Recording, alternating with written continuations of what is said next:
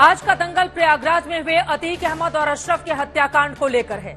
अतीक और अशरफ की हत्या किसने कराई है? यूपी की पुलिस और सरकार के सामने आज ये सबसे बड़ा सवाल है। यूपी पुलिस ने जांच के लिए दो एसआईटी बनाई। एडीजी प्रयागराज जोन और पुलिस कमिश्नर प्रयागराज समेत 3 अफसरों की एसआईटी है। ये पता लगाएगी कि अतीक और अशरफ की हत्या के पीछे और कौन कौन से लोग हैं। अब सियासत में अशरफ की उस चिट्ठी का भी इंतजार है जिसके बारे में अशरफ ने यह कहा था कि अगर उसकी हत्या होती है तो उस पुलिस अफसर का नाम इलाहाबाद के चीफ जस्टिस और चीफ मिनिस्टर को एक बंद लिफाफे में मिल जाएगा, पहुंच जाएगा, जिसमें धमकी देने वाले पुलिस अधिकारी का नाम होगा। ये चिट्ठी अब तक सामने नहीं आई है। वैसे सियासी दांवपेच खुलकर सामने आ चुके हैं। समाजवादी पार्टी के रामगोपाल यादव ने आशंका जताई है कि अतीक के बाकी बचे बेटों को भी मार दिया जाएगा। और इतना ही नहीं, रामगोपाल ने अतीक का बचाव उसी अंदाज में किया है जैसे कभी मुलायम सिंह यादव ने बलात्कार करने वाले आरोपियों का किया था। उधर उत्तर प्रदेश की सियासी आग अब जम्मू कश्मीर से पश्चिम बंगाल तक पहुंच चुकी है। पश्चिम बंगाल में अतीक के समर्थन में कैंडल मार्च निकल रहे हैं। सीएम ममता बनर्जी ने सवाल उठाया है कि बंगाल में चॉकलेट बम भी मिलने पर सेंट्रल टीम पहुंच जाती है, लेकिन यूपी में पुलिस सिक्योरिटी में डबल मर्डर होने पर क्या कोई टीम गई वहां पर? अतीक की हत्या को लेकर शुरू हुई सियासत में कई बड़े सवाल हैं। निपटा दिए जाओगे, 2 हफ्ते में फिर तुमको निकालेंगे जेल से और निपटा दिए जाओगे। माननीय चीफ जस्टिस को और इलाहाबाद के चीफ जस्टिस को और माननीय मुख्यमंत्री को मेरा बंद लिफाफा पहुंच जाएगा अगर मेरी हत्या होती है। अतीक और अशरफ को पुलिस की सुरक्षा के बीच गोलियों से भून दिया गया। पुलिस की सुरक्षा के अंदर डबल मर्डर को लेकर तमाम सवाल उठाए जा रहे हैं। उत्तर प्रदेश में इस वारदात पर सत्ता के ऊपर सवालों से लेकर मजहबी सियासत तक हो रही है, लेकिन उत्तर प्रदेश पुलिस को जिस सवाल का जवाब तलाशना है वो ये है कि इन 3 कातिलों के पीछे कौन है।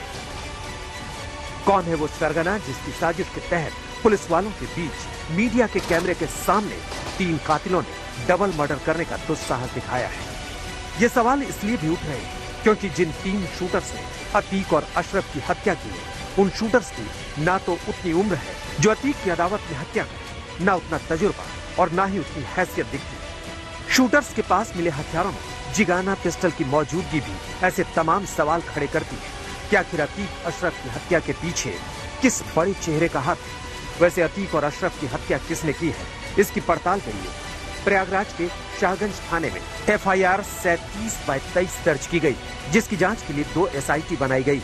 इसमें ADG zone Prayagraj, police commissioner Prayagraj और डायरेक्टर विधि विज्ञान प्रयोगशाला SIT शामिल है। मामले की जांच के लिए additional CP crime Satish Chandra को जांच अधिकारी रखा गया है। साथ में ACP कोतवाली, SP तिवारी और इंस्पेक्टर ओम प्रकाश।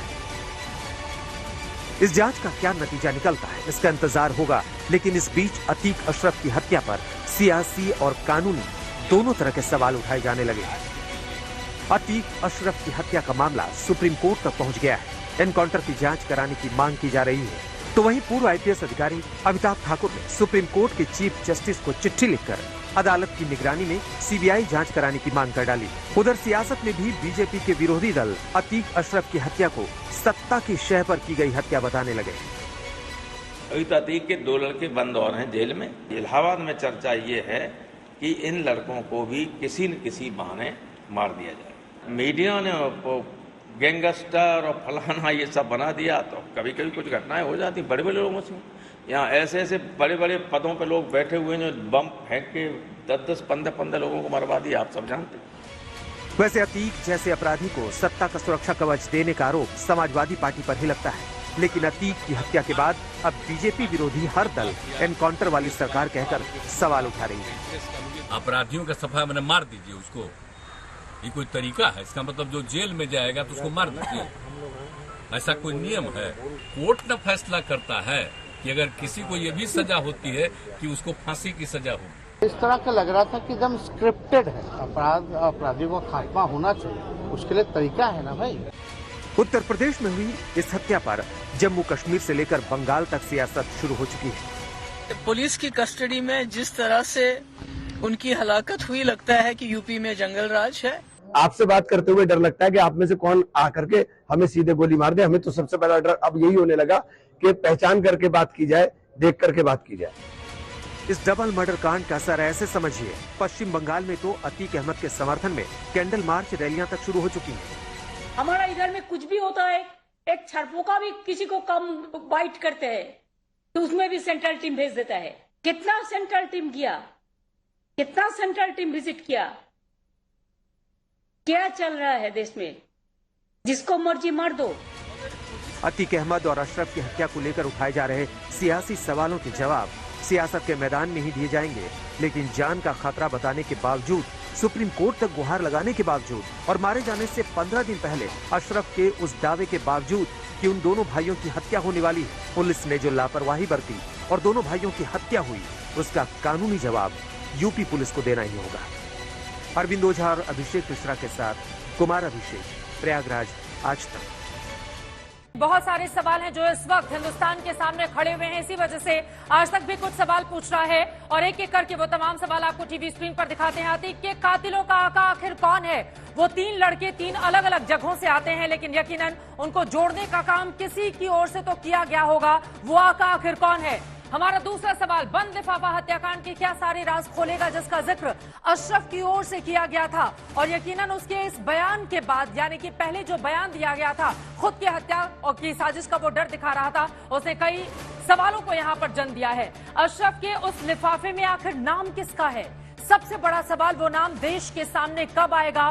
वो नाम आखिर किसका है? आगे बढ़ते हुए अगला सवाल आप तक पहुंचाते हैं, किसके पास है अशरफ का बंद लिफाफा जिसका पूरा हिंदुस्तान इंतजार कर रहा है? उत्तर प्रदेश के लोगों को भी इंतजार है, प्रयागराज के लोग भी जानना चाहते हैं आखिर किसका नाम है, उसके भीतर क्या राज छिपाने के लिए हुई है हत्या। बार बार ये सवाल इसलिए पूछा जा रहा है क्योंकि पहले से हत्या की आशंका, बार बार डर दिखाना, उसके बाद हत्या हो जाना, क्या किसी राज को दफ्त करने की यह साजिश थी? क्या थी कि बमबाज गुड्डू मुस्लिम के पास कोई और राज है? अभी तक गुड्डू मुस्लिम पकड़ में नहीं आया है पुलिस के, बार बार वो अपना लोकेशन चेंज कर रहा है, इसी वजह से ये सवाल पूछे जा रहे हैं।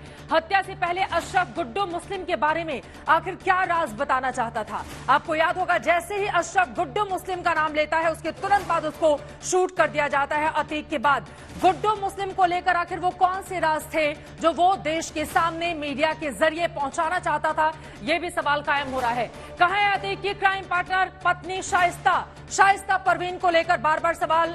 बेटे के जनाजे में शामिल नहीं होती है, पति के जनाजे में शामिल होने के लिए नहीं आती है, आखिर कहां है शाइस्ता परवीन? ये सवाल भी पूछे जा रहे हैं। तीनों कातिलों की पुलिस रिमांड आखिर क्यों नहीं ली गई?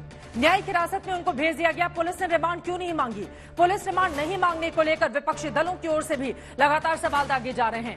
कातिलों के पास महंगे बैन हथियार आखिर कहां से आ गए? तुर्की में जो हथियार बनते हैं वो हिंदुस्तान में कहां से आ गए जो यहां पर बैन है? और 5 से 6 लाख रुपए तक के वो हथियार इन कातिलों के पास कैसे पहुंचे?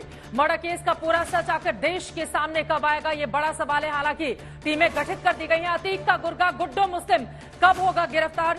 ये तमाम वो सवाल हैं जो इस वक्त हिंदुस्तान के भीतर एक आम आदमी पूछता हुआ नजर आ रहा है और वही सवाल आज तक देश के सामने रख रहा है। अतीक अहमद की हत्या कर दी गई, उसके वकील विजय मिश्रा का दावा है कि उसके मुवक्किल ने हमले की आशंका जताई थी। हमारे संवाददाता अभिषेक मिश्रा ने उनसे एक्सक्लूसिव बातचीत की है, सुनिए। कॉलवन अस्पताल में जो घटना हुई उसके बाद में कई तरीके के सवाल सामने खड़े और उसमें एक सवाल यह भी है कि 29 मार्च को अशरफ ने एक बयान दिया था और उस बयान में कहा था कि उसको इस बात का आभास है कि 15 दिन में उसकी हत्या करा दी जाएगी। उसको लेकर के खत लिखा था, उस खत का क्या राज है? क्या वाकई में ऐसा कोई खत है भी, या इसको लेकर के क्या कुछ बातें? हमारे साथ बात करने के लिए अतीक अहमद के वकील विजय मिश्रा है। विजय जी बताइए कि आखिर उस खत में क्या है? 15 दिन पहले 29 तारीख को अशरफ ये बात कहता है और कहता है कि उसको मारा जा सकता है। सीजेआई से लेकर के हाई कोर्ट जस्टिस और मुख्यमंत्री तक वो लेटर की बात कही। उस खत का क्या बात है? जी हाँ, ये बात बिल्कुल सही है। जब 28 तारीख को जिला जेल बरेली से उनको इलाहाबाद लाया गया था, उसके बाद जब उनकी वापसी 28 तारीख को हुई थी तो यहाँ जाने से पहले उनको पुलिस लाइन ले जाया गया था। और पुलिस लाइन में किसी वरिष्ठ पुलिस अधिकारी ने कहा था कि इस बार तो बचे हो, लेकिन 15 दिन में तुमको निकाल के तुम्हारा काम तमाम कर दिया जाएगा। तो इस बात पे अशरफ जी ने खुद मीडिया से भी कहा था कि ऐसा ही जो है अधिकारी ने मुझको धमकी दी है और इस चीज़ की जानकारी हम बंद लिफाफे के द्वारा जो है चीफ जस्टिस सुप्रीम कोर्ट और चीफ जस्टिस हाई कोर्ट को जो है और माननीय मुख्यमंत्री जी को बंद लिफाफे में इसकी जानकारी हम देंगे। अगर मेरे साथ कोई ऐसी घटना घटित होती है तो बंद लिफाफे में वो प्रार्थना पत्र पहुंच जाएगा। उस प्रार्थना पत्र में किस चीज का जिक्र करना चाह रहे थे, वो क्या बताना चाह रहे थे? उनका बताने का उद्देश्य के लिए था कि अगर मेरे साथ कोई ऐसी घटना घटित होती है तो किसके द्वारा ये घटना कराई जाएगी, इसकी जानकारी वो बंद लिफाफे में देंगे। उनको शक था, उनको पता था कि ये कौन उनको मरवाने वाला है?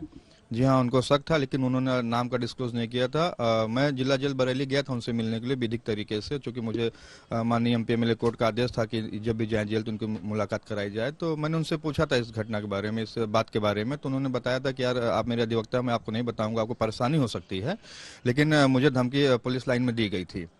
तो वो बंद लिफाफे के द्वारा सुप्रीम कोर्ट, चीफ जस्टिस और हाई कोर्ट और माननीय मुख्यमंत्री जी को और आला अधिकारियों को जो है वो लेटर पहुंच जाएगा। किस अधिकारी का नाम लिया था, क्या इंगित किया था, किस पर शक जा रहा था, क्यों जा रहा था, कुछ आपसे साझा किया? नहीं, इस बारे में उन्होंने मुझे कुछ नहीं बताया था, नहीं कोई जानकारी उन्होंने दी थी। मैंने उनसे पूछा था कि आप मुझे बता दें, मैं आपका अधिवक्ता हूं, तो उन्होंने कहा इसलिए मैं आपको नहीं बता रहा हूं कि आप मेरे अधिवक्ता हैं, आपको परेशानी हो सकती है। वो खत इस वक्त कहाँ है? क्या उसकी प्रतियां छपी या उन्होंने भेजा? वो खत कहाँ है? नहीं, उस खत के बारे में जानकारी नहीं है हमें। कभी आपको खत आपसे साझा नहीं किया गया या आपको दिया गया या कहा गया कि इसको रख लीजिए, पहुंचा दीजिएगा? नहीं, उस खत के बारे में मुझे कोई जानकारी नहीं, ना मुझे दिया गया वो।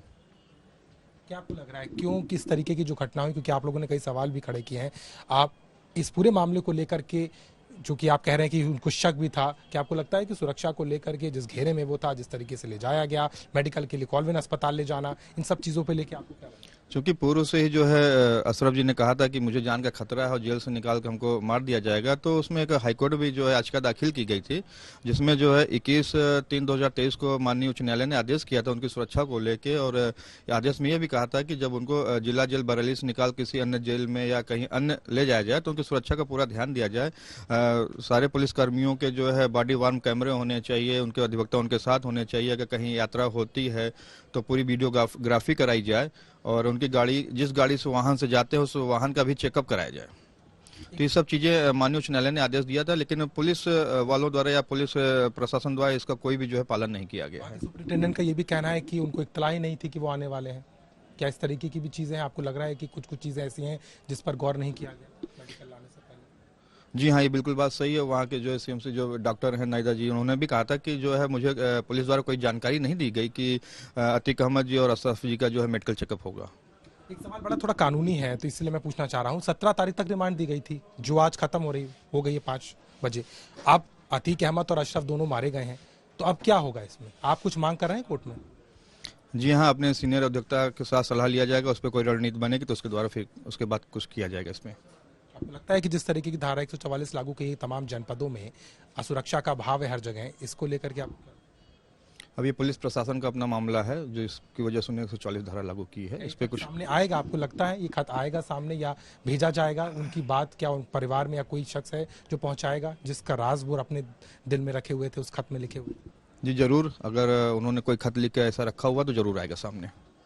साफ तौर पे इस पूरे मामले को लेकर के जहां पर एक तरफ कई तरह के सवाल खड़े हो रहे हैं, लेकिन वो खत जिसमें इस बात का जिक्र अशरफ ने पहले ही कर दिया था, इस बात का उसे शक था कि उसकी हत्या करा दी जाएगी, लेकिन वो कौन शख्स है, क्योंकि इस बात को अपने अधिवक्ता से तो साझा किया, लेकिन ये नहीं बताया कि खत कहां है, और माना जा रहा है कि बहुत जल्द वो खत भी सामने आ जाएगा, जिसमें इन तमाम बातों का जिक्र अशरफ ने 15 दिन पहले ही कर दिया था। प्रयागराज से कैमरामैन रोहित के साथ अभिषेक मिश्रा, आज तक। राकेश त्रिपाठी जी, शुरुआत आपसे ही करते हुए, वो लिफाफा कहां है जिसका जिक्र तकरीबन 15 दिन पहले अशरफ की ओर से किया गया था? उस लिफाफे को ढूंढ रही है आपकी पुलिस?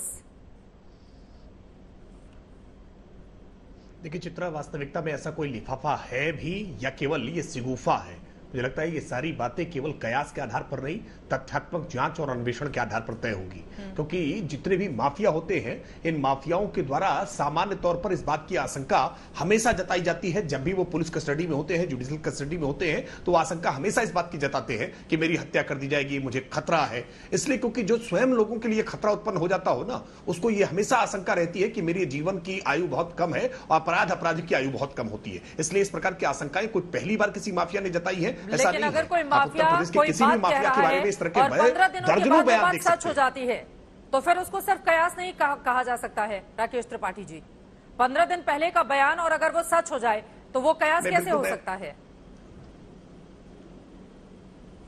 नहीं, बिल्कुल चित्रा, आपका ये सवाल वाजिब है इसलिए क्योंकि इस कयास के बाद, इस बयान के बाद एक घटना घटी है, इसलिए ये सवाल वाजिब हो रहा है। लेकिन मैंने कहा कि आप उत्तर प्रदेश के तमाम माफियाओं के इस प्रकार के सैकड़ों बयान सोशल मीडिया पर देख सकते हैं, जिसमें तमाम जो माफिया जो जेलों में निरुद्ध है या पुलिस कस्टडी में होते हैं, इस प्रकार के बयान वो लगातार देते रहे हैं कि मेरी जान को खतरा है, क्योंकि जिन्होंने जो दूसरों की जान के लिए खतरा रहे हैं उनको अपनी जान का खतरा महसूस होता रहा है। लेकिन फिर भी मैं कह रहा हूं कि इस पूरे मामले में जो भी कयास आ रहे हैं, जो भी तथ्य आ रहे हैं, इन हर तथ्यों की जांच किए जाने की आवश्यकता है, क्योंकि बहुत सारे लोग इसमें अफवाहें फैलाने में भी लगे हैं, अलग अलग प्रकार के नए नए एंगल ढूंढने के प्रयास किए जा रहे हैं। कुछ लोग राजनीतिक पॉलिटिकल मोटिव के आधार पर इस पूरे मामले को लेकर के कि कैसे कानून व्यवस्था को चुनौती दी जा सके, ऐसे तथ्य गढ़ने के लिए भी प्रयास कर रहे हैं, क्योंकि इस पूरे मसले को लेकर के जब से घटना हुई है, कई प्रकार के ऐसे तथ्य सोशल मीडिया पर वायरल करने का प्रयास किया गया है जिनका सच्चाई से किसी प्रकार का कोई वास्ता नहीं है। चूंकि ये पूरा मामला बेहद गंभीर और संवेदनशील प्रकृति का है, इसलिए मैं अपेक्षा करता हूं कि इस पूरे मामले पर बातचीत करते समय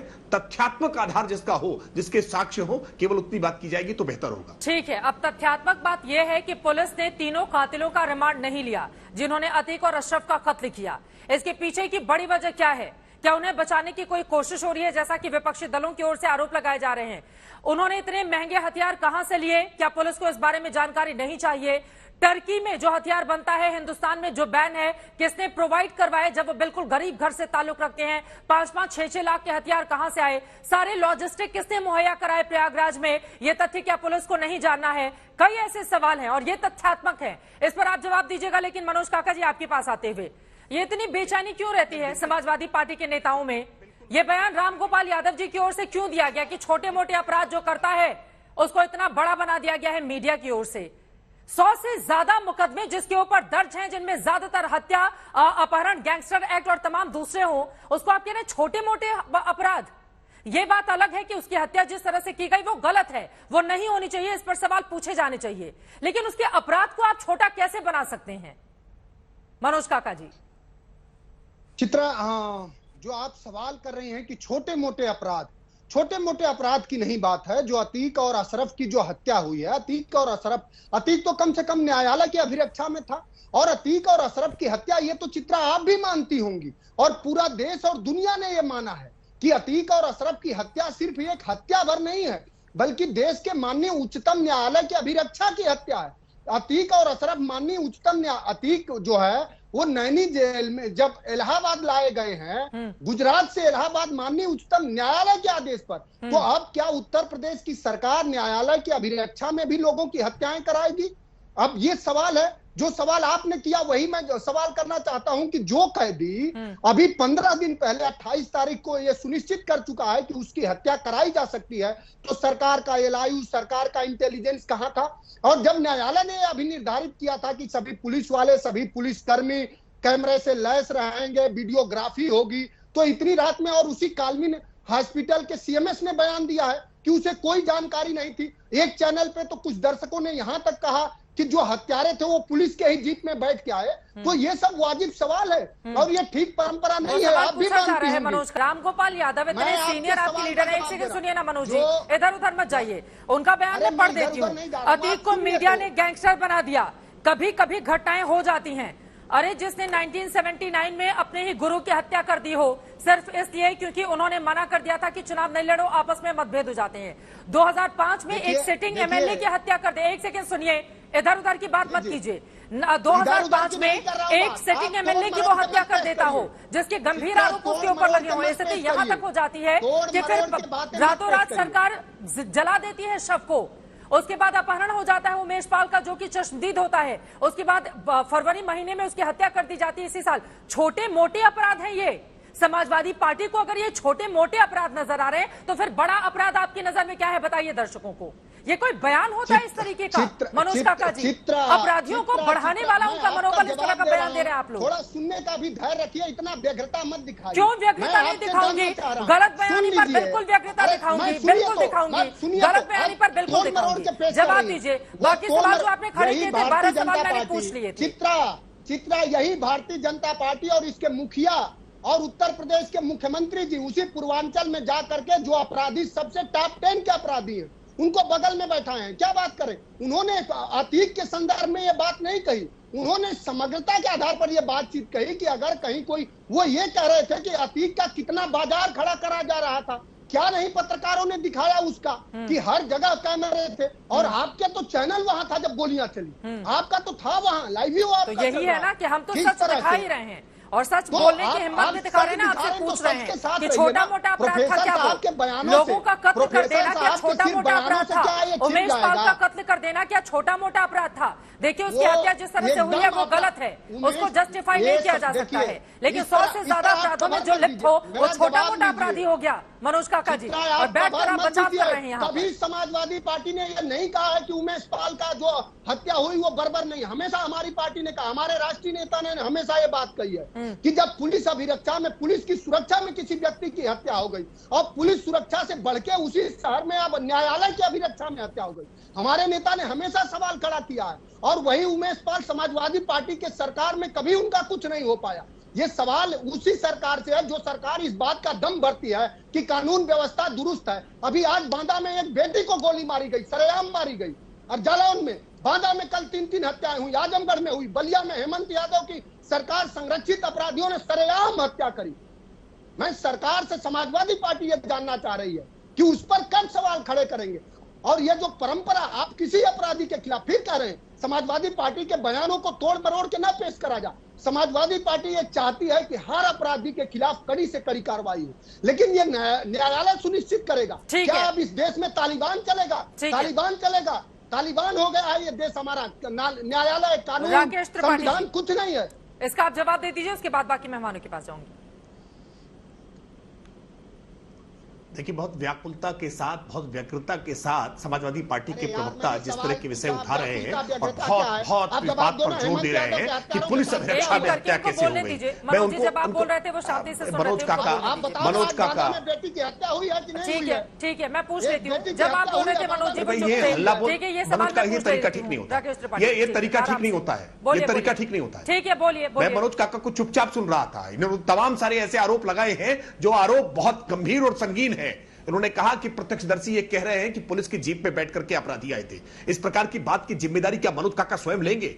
मैं पूरी जिम्मेदारी के साथ कह रहा हूं कि मनोज काका अगर इस प्रकार का स्टेटमेंट देंगे तो इस बात की जिम्मेदारी मनोज काका के ऊपर फिक्स की जाएगी कि मनोज काका इस बात की जिम्मेदारी ले रहे हैं नेशनल टीवी चैनल पर बैठ करके कि अपराधी जो है वो पुलिस की जीप पे बैठकर आए थे। इस प्रकार की अफवाहें फैलाना बंद करिए, क्योंकि इस प्रकार की अफवाहों के परिणाम बहुत घातक हो सकते हैं मनोज काका। इसलिए मैं आपको चेतावनी देकर कह रहा हूं कि जो कुछ भी बोलिए वो तोल मोल करके बोलिए। इस मामले पर गंभीरता और संवेदनशीलता को देखते हुए कुछ भी अनाप शनाप मुंह से मत निकालिए, पहली बात। और दूसरी बात, मनोज काका को आज अभिरक्षा, न्यायालय, गरिमा, संविधान, ये सारी बातें बहुत ध्यान में आ रही है।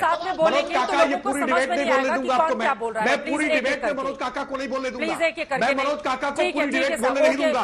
अगर मनोज काका राकेश जी वो चुप हो गए, बोलिए। ठीक है, मनोज काका को पूरी डिबेट में बोलने नहीं दूंगा। राकेश त्रिपाठी जी वो चुप हो गए। मनोज काका जी प्लीज डिबेट खराब मत कीजिए, बाकी लोग 4 लोग इंतजार में हैं। प्लीज ये तरीका ठीक नहीं है। मनोज काका बदतमीजी करेंगे क्या? प्लीज ये तरीका होता है मनोज काका की डिबेट करने का? आपको संवाद का तरीका नहीं मालूम है? ठीक है, आपको संवाद का तरीका नहीं मालूम है क्या? आप सवाल पूछने की हिम्मत रखते हैं, सब नहीं आती है। ठीक है, आराम से, कोई यहाँ पर व्यक्तिगत नहीं होगा। राकेश त्रिपाठी जी आप जवाब दीजिए। मनोज काका जी थोड़ा धैर्य दिखाइए प्लीज, ये तरीका ठीक नहीं है।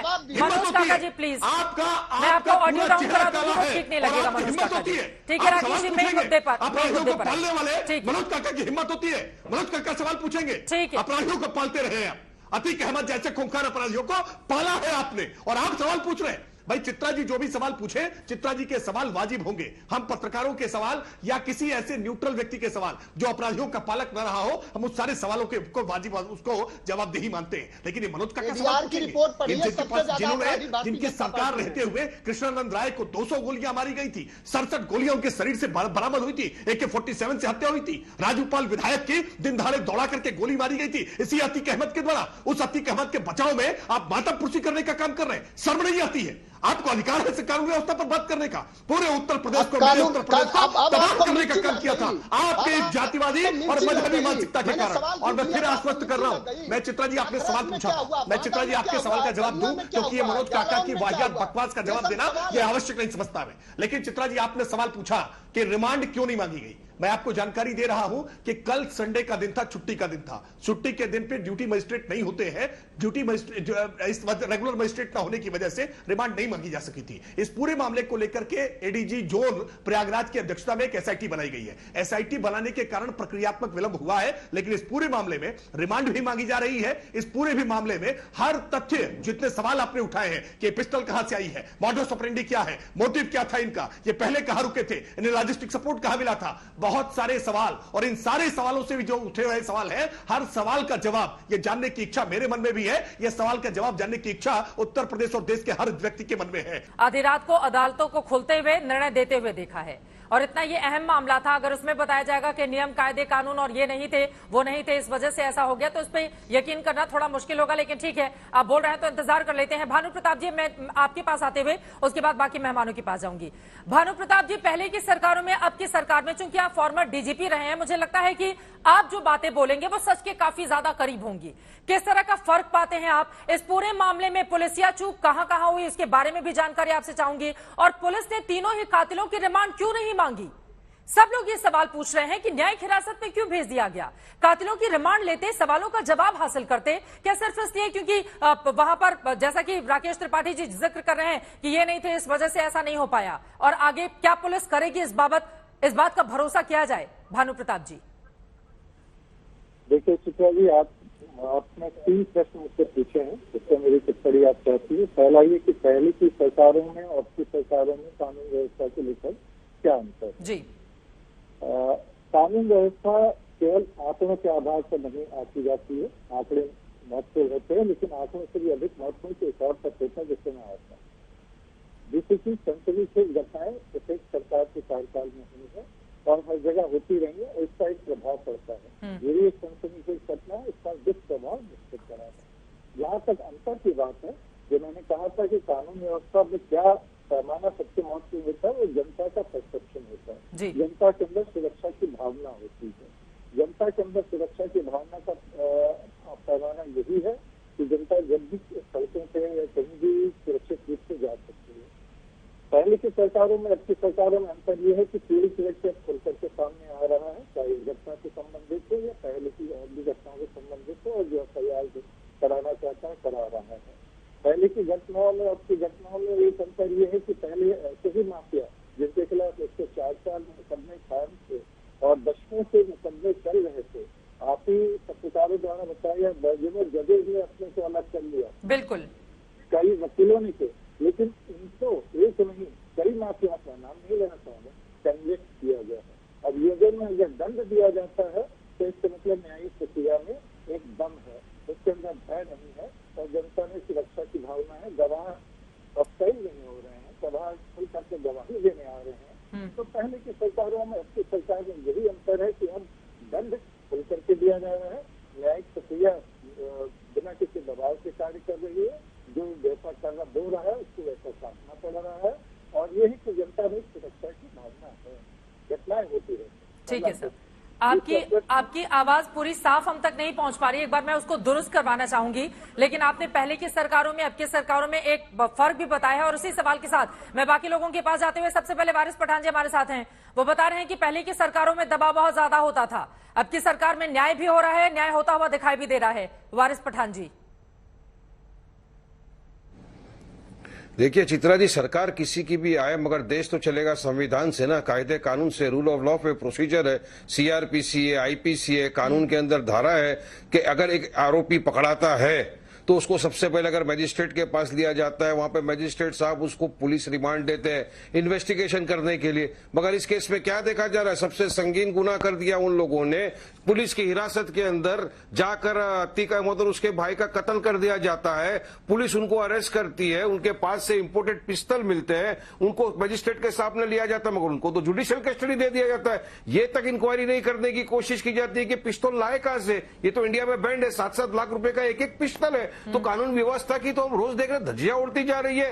कि असंवैधानिक पुलिस रिमांड लीजिए, पता करिए कि तीनों अलग अलग जगहों के थे लोग, एक जगह आके मिलते हैं, एक होटल में रुकते हैं, साथ में खाना खाते हैं, कैमरा लाते हैं, आई कार्ड बनाए जाते हैं, पिस्तौल कहां से लाते हैं, क्यों वहां खड़े थे, किसने इन्फॉर्म किया था, कौन पीछे इन साजिश के, ये सारी चीज की जांच करना बहुत जरूरी है, क्योंकि इस केस के ऊपर देश दुनिया की नजर है कि कौन है, आखिर वो कौन है जो लोग चाहते हैं कि अतीक को मार के किसको फायदा है, या मारा तो क्यों मारा, मरवाया तो किसने मरवाया, ये सब चीज की जानकारी तो पब्लिक के डोमेन में आने चाहिए ना। जबकि अतीक अहमद ने खुद ने सुप्रीम कोर्ट के अंदर याचिका दायर की थी, उन्होंने कहा था कि मेरी जान को खतरा है, मुझे पुलिस की एडिक्वेट सिक्योरिटी बढ़ाई जाए। उत्तर प्रदेश की सरकार ने सुप्रीम कोर्ट में कहा कि नहीं, हम प्रॉपर सिक्योरिटी देंगे, प्रॉपर से हम उनकी देखभाल करेंगे, मगर क्या देखने को मिलता है कि पुलिस की निगरानी में गोली चल रही है। आपका ही पत्रकार, आपका ही कैमरामैन बोल रहा है कि जैसे फायरिंग हुई सब पुलिस पीछे हट गई। अरे पुलिस के पास गन था, मशीन था, मारा क्यों नहीं किसी को भी, डिजार्म क्यों नहीं किया किसी को भी,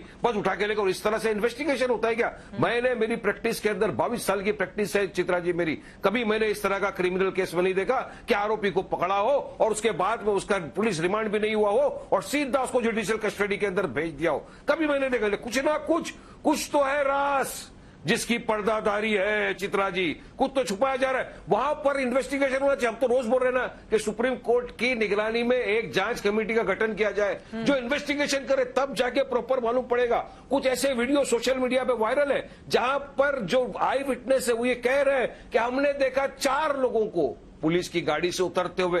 ये सब चीज की इंक्वायरी होनी चाहिए ना, चश्मदीद गवाह है, उनको सबको पुलिस को सिक्योरिटी देके रखना चाहिए, इंक्वायरी में लाना चाहिए, तब जाके पता चलेगा कि असल मुद्दा क्या था, किस तरह से घटना हुई। वरना तो हमारा देश अराजकता की तरफ फैल रहा है। आज भी उत्तर प्रदेश में दिन दहाड़े के स्कूल जाती हुई बच्चे के ऊपर गोली मार दी गई। योगी तो पूरी तरह फेल हो गए लॉ एंड ऑर्डर मेंटेन करने के अंदर। उत्तर प्रदेश के अंदर कानून व्यवस्था तहस महस हो गया उत्तर प्रदेश के अंदर। योगी जी को हट जाना चाहिए। अगर आपसे नहीं समझता आपके पास आ रही हूँ, और राजीव रंजन जी, ठीक है सर, ठीक है, इस पर जवाब। देखिए, वारिस पठान जी महाराष्ट्र में वकालत करते हैं, 22 साल की वकालत का हवाला दिया है। लेकिन महाराष्ट्र में भी कोई ड्यूटी मजिस्ट्रेट कभी भी रिमांड मंजूर करता है? वारिस पठान इसका कोई उदाहरण बताएंगे तो निश्चित तौर पर उत्तर प्रदेश से सबक लेगा। उत्तर प्रदेश में भी हम जुडिशरी से अपेक्षा करेंगे कि ड्यूटी मजिस्ट्रेट भी अब पुलिस रिमांड मंजूर किया करे। मैंने इस बात को बहुत जिम्मेदारी के साथ कह रहा हूं कि अब एसआईटी इस मामले में गठित हो गई। एसआईटी के गठन के कारण प्रक्रियात्मक विलंब हुआ है, लेकिन रिमांड इसमें जरूर मांगी जाएगी। रिमांड भी मांगी जा रही है, और रिमांड मांगे जाने के बाद जितने सवाल आपने उठाए वारिस पठान जी, एक एक सवाल का जवाब मिलने वाला है। किसी सवाल को हम छोड़ने वाले नहीं है। हमारे लिए ये अपराधी कोई देवता नहीं है या इनका कोई संरक्षण करने वाले नहीं है कि उन्होंने अतीक अहमद को मार दिया है तो इनका बचाव करेंगे, इनको हम बिरयानी खिलाएंगे। हम इनके खिलाफ भी पूरी कठोरता से कार्रवाई करने वाले हैं, क्योंकि हमारे लिए अपराधी की जाति, उसका मजहब, उसका विचारधारा महत्वपूर्ण नहीं होता है। किया गया क्राइम एक ब्रूटल मर्डर है। ये मर्डर किसी मर्डरर का ही क्यों ना हो, लेकिन ये मर्डर एक मर्डर है, और इस मर्डर को हम पूरी गंभीरता से ले रहे हैं। उम्मीद है जो बातें राकेश त्रिपाठी जी आप कह रहे हैं उस पर आप कायम भी रहेंगे, क्योंकि यह दुर्भाग्य ही है कि 2 अपराधी मारे जाते हैं तो 3 अपराधी पैदा हो जाते हैं, और उनकी पुलिस रिमांड नहीं मांगना ये बहुत सारे सवालों को जन्म दे रहा है। लेकिन आप इस पर नियम गिना रहे हैं। फिलहाल मृत्युंजय तिवारी जी आपके पास आते हुए, अब आरजेडी को ऐसा क्यों लगता है कि सारी चीजें स्क्रिप्टेड हैं? आपके नेता की ओर से इस तरह का बयान सामने आया है, कुछ जानकारी है क्या आप लोगों के पास? मृत्युंजय जी।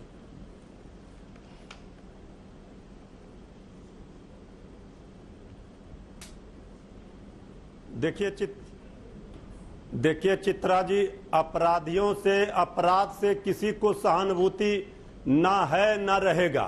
चाहे जितने लोग आज हम लोग पैनल में बैठे हुए हैं, किसी को किसी अपराधी से सहानुभूति नहीं हो सकता है, ना अपराध से।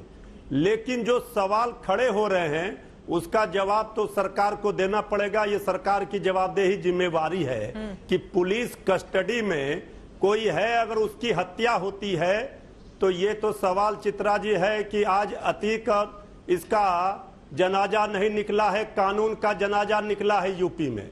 भाजपा वाले कहते थे, योगी मॉडल की बात करते थे, बुलडोजर, इनकाउंटर। अब ये कौन सा अपराधी राज कायम है? ये तो अपराधी का बंदूक राज कायम है उत्तर प्रदेश में। इस पर तो सवाल खड़े होंगे, आखिर कानून क्यों बना हुआ है? देश में प्रधानमंत्री की भी हत्या हुई, इंदिरा गांधी, राजीव गांधी की, कानून के तहत उनको सजा दी गई, फांसी की सजा दी जाती है। अपराधियों को फांसी की सजा मिले, ये हम भी चाहते हैं, लेकिन इस तरह से अगर कोई कानून को हाथ में लेगा और हर जगह बंदूक निकालकर ठोकता जाएगा तो भला बताइए फिर देश में क्या होगा। कानून व्यवस्था कायम रखना सरकार की जवाबदेही जिम्मेवारी है। ठीक है। और ये जो पूरा एपिसोड है ये खुद ही संदेह के घेरे में है और ये लग रहा है सस्ती लोकप्रियता के लिए। ठीक ही हमारे नेता तेजस्वी यादव जी ने कहा है ये सब कराया जा रहा है क्योंकि महंगाई पर, भुखमरी पर, बेरोजगारी पर, इन सब चीजों पर चर्चा नहीं हो रही है। शांति व्यवस्था भंग हो, इस तरह के माहौल देश में मतलब महंगाई, बेरोजगारी पर चर्चा नहीं हो, इस वजह से कत्ल करा दिया गया। सर आप बिल्कुल अलग ही वो लेकर आगे, पहली बार मैं सुन रही हूँ। ठीक है राकेश जी, इसका जवाब देंगे। राजीव रंजन जी आपके पास आते हुए क्या नजर आ रहा है इस हत्याकांड के पीछे? कोई राज था जिसको दफन करने के लिए ऐसा किया गया या फिर कुछ और देख पा रहे हैं आप? देखिए, मैं इतना जरूर कहना चाहूंगा, जो कुछ हुआ है, मैं सबसे पहले अपराधी या अपराध के महिमा मंडन की प्रवृत्ति से राजनीतिक दलों को बचने के लिए जरूर कहना चाहूंगा। लेकिन जिन स्थितियों में जिसे सजा मिल चुकी है, आजीवन कारावास की सजा मिलने के बाद पुलिस कस्टडी में जिस तरह से ये मौत हुई है, कहीं ना कहीं ऐसा लगता है कि किसी सत्ता के शीर्ष से जुड़े किसी महत्वपूर्ण व्यक्ति या समूह का हत्यारों को समर्थन प्राप्त था। क्योंकि अलग अलग अंश, अनेक वक्ताओं ने कई सवाल खड़े किए। पुलिस की गाड़ी से उतरना, अब इसका दावा मैं नहीं करूंगा, इसकी पुष्टि कराई जानी चाहिए। लेकिन 3 अलग अलग शहरों के लोग एक प्रतिबंधित हथियार जिसे हिंदुस्तान में हासिल करना एक बहुत ही साधारण आर्थिक पृष्ठभूमि के हत्यारे के 3 अलग अलग शहरों के तीनों ही जो अपराधी हैं, न उन्हें इस तरीके का उनकी आर्थिक पृष्ठभूमि थी और न ऐसा कोई अतीत था जिससे वो मीडिया कर्मी बनने का स्वांग रच सके, कैमरे जुटा सके, तीनों को किसी एक जगह पर ठहराया जाए और वहां हत्या की योजना बने। पुलिस की ओर से एक गोली नहीं चलाया जाना। मैं सोशल मीडिया पर कुछ चीजें देख रहा था, इंदिरा जी की भी सुरक्षा में हत्या हो गई तो हत्यारे भी मार दिए गए। इस सुरक्षा में कितना दिलचस्प है कि आप देखिए, एक आराम से नीचे लेट गया, उसको दबोच लिया, 2 खड़े हैं उनको पीछे से पकड़ लिया, जैसे ऐसा लग रहा है कि ये कबड्डी खेल रहे हैं। ये पता नहीं, ये मेरी समझ से बाहर है कि इस तरह से इतने खौफनाक मंजर को देखने के समय पुलिस बल का पर्याप्त नहीं होना, पुलिस की ओर से कोई तुरंत जो फौरी कार्रवाई होनी चाहिए वो नहीं होना, जब इस तरह की आशंका जताई जा रही हो कि उसकी हत्या हो सकती है, और एक हथकड़ी में 2 व्यक्तियों को, जबकि सामान्य तौर पर न्यायालय की अनुमति के बगैर हथकड़ी नहीं लगाई जाती, लेकिन इस मामले में तो एक हथकड़ी में 2 व्यक्ति एक साथ बांध दिए गए। कुछ न कुछ ऐसा बेबस करने की योजना भी हो सकती है कि वो अपना, अगर उन पर कोई प्रहार हो तो वो अपना प्रतिकार नहीं कर सकते। ठीक है, जो भी हो, ये जघन्य हत्या है। ठीक है। और हत्यारों को बख्शना, मैं जानता हूं कि समय के साथ बहुत कुछ धूल चढ़ाने की कोशिश होगी, लेकिन अगर उत्तर प्रदेश सरकार का इकबाल है, अगर कहीं शासन का योगी समय के साथ इस पर धूल चढ़ाने की वैसी ही कोशिश होगी जैसा राजूपाल हत्याकांड में हुआ था? आज तक इंसाफ नहीं मिल पाया, इंतजार में था परिवार, क्या वैसे ही होगी? निश्चित तौर पर नहीं, निश्चित तौर पर, चाहे राजू पाल हो या उमेश पाल हो या उत्तर प्रदेश में हाल के दिनों में या पहले जो भी घटनाएं घटी, त्वरित प्रतिक्रियाएं होती हैं। ठीक है। लेकिन जब ये मामला पुराना पड़ता है, ठीक है, तो फिर जिज्ञासा चैनल्स की भी कम होगी, राजनीतिक दलों की भी कम होगी। लेकिन अगर इकबाल है योगी सरकार का, उन्हें कानून व्यवस्था का कोई अभिनव, कोई मॉडल सामने रखना है, तो इस मामले में ईमानदारी के साथ उन्हें दूध का दूध और पानी का पानी करना। ठीक है, एक ही हथकड़ी से दोनों के हाथों का बंधे रहना, रात में वहां पर लेकर जाना और फिर उनको जरा भी मौका नहीं मिल पाना अपने आप का बचाव कर पाने का, इन सवालों का जवाब तो सामने आना चाहिए ना विशाल मिश्रा जी? जरूर आना चाहिए और न्यायिक आयोग का गठन कर दिया गया है। मुझे लगता है कि किसी भी प्रकार के निर्णय पर पहुंचने से पहले जांच पूरी हो जाने दीजिए, जांच की रिपोर्ट आ जाने दीजिए, उस पर फिर बाद में चर्चा कर लेंगे रिपोर्ट के आधार पर। लेकिन केवल अनुमान लगा के बात कर लेना चित्रा जी, ये कहीं ना कहीं अफवाहों को जन्म देता है। हम नेशनल टीवी चैनल पर बैठे हैं और हम राजनेता बनने की बात करते हैं और हैं भी, तो मैं ये कहता हूं कि कोई ऐसा मैसेज नहीं जाना चाहिए जो जनता के बीच में एक र्यूमर पैदा करे और अफवाहों को जन्म दे। और जहां तक उत्तर प्रदेश में कानून व्यवस्था का सवाल है चित्रा जी, हम लोग पिछले कई दिनों से चर्चा कर रहे हैं, ये बात किससे छिपी हुई है? क्या छिपी हुई है कि उत्तर प्रदेश में आज संगठित अपराध अपने जो है दम तोड़ रहा है? आज यहाँ पर बैठकर आपने अभी दिखाया कि कहा जा रहा है छोटी मोटी घटनाएं, ये छोटी मोटी घटनाएं। जब 2005 में वो राजू पाल की हत्या हुई थी, जब दौड़ा दौड़ा के एक विधायक को मारा जा रहा था और सरकार भी थी समाजवादी पार्टी की, मैं पूछ रहा हूं, और सांसद भी था, उनका जो है मरवा रहा था, तब क्या जो है कानून का उल्लंघन नहीं हो रहा था? 40 मिनट तक 1 घंटे तक पुलिस नहीं थी, तब क्या जो है 40 मिनट तक 1 घंटे तक पुलिस नहीं थी, और आज यहाँ पर पुलिस पर सवाल किया जा रहा है। 13 पुलिसकर्मी अब तक मारे जा चुके हैं, 1400 घायल हैं, 5000 अपराधी जेल के पीछे। दोनों लोग बोलेंगे समझ में नहीं आएगा। मनोज जी वो बहुत देर से इंतजार कर रहे थे, एक बार उनको बोल लेने दीजिए, वो आधे घंटे से बोलने के इंतजार में थे। मनोज काका जी प्लीज एक बार उसकी बात, दोनों लोग स्काइप के जरिए जुड़े हुए हैं, साथ में बोलेंगे, समझ में नहीं आएगा प्लीज। अपराधियों से संवेदना किस बात की? हाँ जरूर न्याय प्रक्रिया की बात की जानी चाहिए, लेकिन यहाँ तो खुद भी माननीय लोग साथ में बोलेंगे, किसी को समझ में नहीं आएगा, उनको एक बार बोल लेने दीजिए। मनोज जी उसके बाद आ रही हूँ आपके पास। मैं बार बार सवाल करता हूँ कि जब प्रयागराज में चौराहे पर जो है एक व्यक्ति के खाल उतारकर लाश रख दी गई थी और फोन करके बताया गया था कि हाँ हमने उतरवाया है, पूछे क्या कार्रवाई हुई थी? और आज जब कार्रवाई हो रही है, आज जालौन में एक बेटी की हत्या कर दी गई, उस पर एक शब्द बोल दीजिए। तो कानून तो उसका खिलाफ है, बेटी की स्कूल जाते समय सरेआम हत्या कर दी गई। जाने दीजिए, लेकिन आप हाथरस में एक शब्द बोल दीजिए जो प्रयागराज में हुआ, उसी अपराधी होता है, पहले अपराधी का कोई जाति नहीं होता, कोई धर्म नहीं होता। इस चश्मे से देखना बंद करिए। और मैं पूछना चाहता हूँ, इसके पहले भी तो इनकाउंटर हुआ है, उस पर सवाल किया गया नहीं, सवाल किया गया। 2 दिन पहले 3 दिन पहले पश्चिम उत्तर प्रदेश के एक माफिया पर, जिस पर 2.5 लाख रुपए का इनाम था, इनका मुठभेड़ होता है, उस पर बात नहीं होती है। लेकिन चूंकि पाला गया था, पुष्पित किया गया था, पल्लवित किया गया था, संरक्षित किया गया था। आप चित्रा जी बता रही है 100 मुकदमे, 200 से अधिक मुकदमे थे, 100 से अधिक मुकदमों में गवाही नहीं हुई। सोचिए जरा, आप ये कह दो ना, प्रकार की पैरवी की जाती थी, एक एक करके अपनी बात रखेंगे, सब लोग बोलेंगे, समझ में नहीं आएगा, प्लीज आप समझिए। वारिस पठान जी आप कुछ बोलना चाहते थे, फिर राकेश त्रिपाठी जी आप क्लोजिंग कमेंट दीजिए। ठीक है,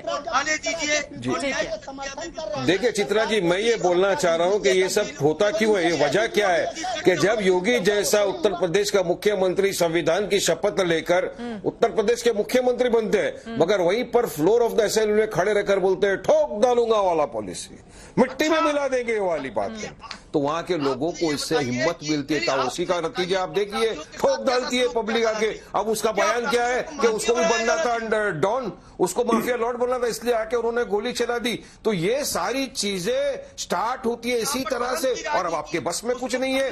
अभी इसकी पूरी चौकसी होनी चाहिए। अपराधियों को मिट्टी में मिला दूंगा, इस बयान में क्या दिक्कत है?